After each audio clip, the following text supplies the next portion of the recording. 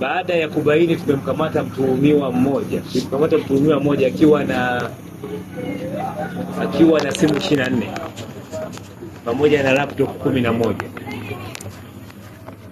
Pamoja na watuhumiwa wengine watatu ambao wanajiita kama mawinga. Yule mtuhumiwa alikuwa anaitwa Jonas Richard, miaka 29, Jonas Richard. Sasa tukasema huyu mtu haiwezekani akawa na simu 24 pamoja na laptop 11. Sio fundi, sio nani, ameshinda kudhibitisha. Tukasema ipo haja sasa ya jeshi la polisi kuwahusisha wadau mbalimbali ikiwemo mafundi wa simu au vifaa vya kielektroniki, simu pamoja na TV. Kwa hiyo ndio maana tumewaita. Lengo kubwa ni kushirikiana kwa pamoja katika kuzuia, kubaini na kutanzua uhalifu wa uvunjaji na wizi. Kwa hiyo tumeazimia kwamba kila mmoja wetu atimize wajibu wake. Sababu tulikuwa tuna TCRA, polisi pamoja na hawa mafundi simu, mafundi wa television, lakini na wauzaji wa vifaa hivi vya kielektroniki, hususan hizi used electronics. Kwa hiyo tumekubaliana kwamba kila mtu atimize wajibu wake. Anapoomba haki basi atimize wajibu wake. Mbali hayo yote, mafundi wa vifaa vya elektroniki pamoja na wauzaji wa hivi vifaa wasijihusishe na uhalifu, wasifiche wahalifu, lakini watoe taarifa za uhalifu na wahalifu. Kwa hiyo sasa wote ambao kwa namna moja au nyingine watashiriki katika uhalifu, aidha kuficha au kuuza au kupokea mali za wizi, basi na wao watawajibishwa kwa mujibu wa sheria. Kikubwa ambacho tunawasisitiza wananchi waache kupokea mali za wizi. Kupokea mali za wizi, na mara nyingi zinaweza kufahamika kwa sababu mali hizo nakuta zinauzwa kwa bei ya chini kabisa. Na huyo mtu anayeuzwa kumwangalia hali yake, kweli hali yake hairidhishi na kitu ambacho anachokuletea. Kwa mfano kitu cha thamani ya shilingi milioni 3, mtu anamuuzia mtu shilingi 50,000. Kwa hiyo kupokea mali ya wizi ni hatari. Kwa sababu inawezekana mtu asiangalie mali, lakini aangalie hiyo mali imepatikana vipi.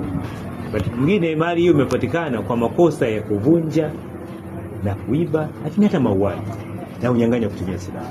Sasa mtu anapokamatwa na ile mali, inaweza kuwa ni simu au ni hizi television, akaiba akakutwa nayo, ukakuta anaingia kwenye hatia au anaingia kwenye tuhuma kubwa za mauaji au unyang'anyi kutumia silaha kwa sababu ya kupokea zile mali za wizi. Jina naitwa Emmanuel Julius Boliana, ni kiongozi wa mafundi simu kwa mkoa wa Dodoma, na sababu ambayo imetuleta hapa leo ni mkuu wa polisi wa mkoa wa Dodoma alikuwa anataka kuongea na wadau wa simu, na lengo la kuongea na wadau wa simu ni kwamba wizi umekithiri kwa Dodoma na simu nyingi zinaibiwa na hazipatikani. Na jeshi la polisi lilikuwa limeona kwamba tatizo au chanzo au sehemu ya uhalifu na mafundi simu pia. Kwa hiyo alitaka kuongea na sisi ajue kama ndivyo ilivyo au sivyo ilivyo, na ndio tulikuwa tunakikao naye hapo. Maazimio ambayo tumekubaliana, ambayo kimsingi ameyataja afande RPC.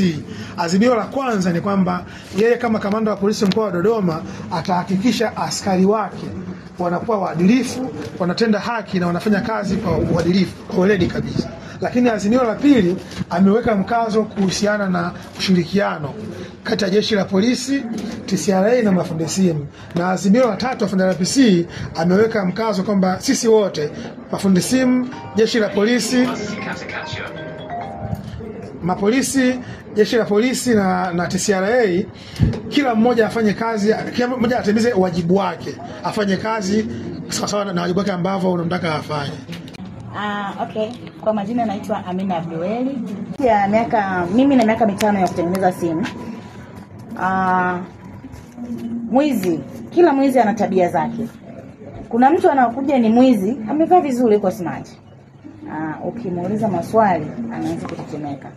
Na kuna mwingine anakuja yuko ni mchafu. Tunasema sisi wa Afrika tunasema wachafu ndio wezi. Lakini kuna mwingine anavaa suti na ameiba. Mimi namtambua. Kipekee mimi namtumia Mungu. Kwa hiyo nitamtambua. Moyo wangu ukikataa, nakataa kufanya kazi yake. Na haya mafunzo sasa yanakuongeza nini kwa kazi? Kuhusu swala mafunzo ambayo nimekutana nayo kwa kiongozi RPC ametusaidia. Ni kweli tulikuwa tukifanya kazi na matapeli au na wezi wa sehemu, lakini kwa sasa hivi kwa mafunzo tuliopewa tutawatambua wale wezi wetu na tumepewa mikakati kwa ajili ya kuwarejista. Na hata kama utakuwa umeiba simu umeitumia au umeshatengenezewa pia iko inatumika, kwa mafunzo nilipo sasa hivi utakamatwa tu.